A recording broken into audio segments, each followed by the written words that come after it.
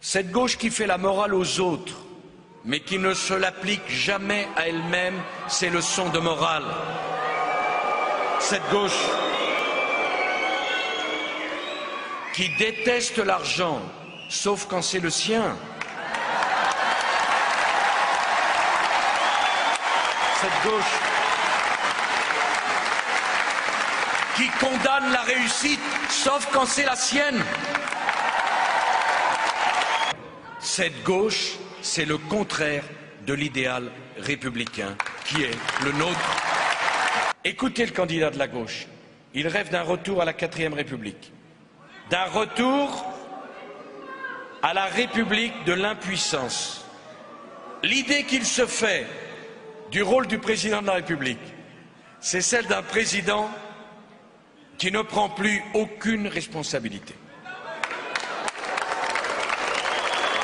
qui ne nomme plus personne, qui ne décide de rien et qui, à chaque fois qu'il y a un problème, réunit une commission.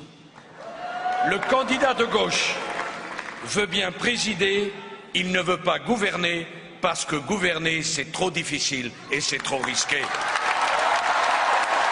Augmenter les impôts dans des proportions démentielles pour payer quoi? La folie dépensière.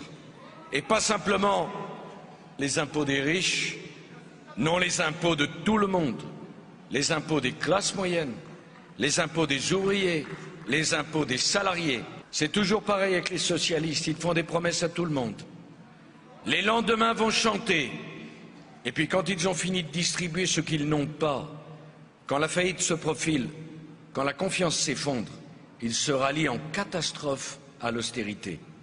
Dans les années 80, il a fallu 2 ans pour que la situation devienne intenable. Aujourd'hui, il faudrait 2 jours. 2 jours d'illusion pour des années de souffrance. 2 jours qui chantent pour des années de sacrifices. 2 jours de mensonges et des années pour régler la facture. Voilà le projet socialiste.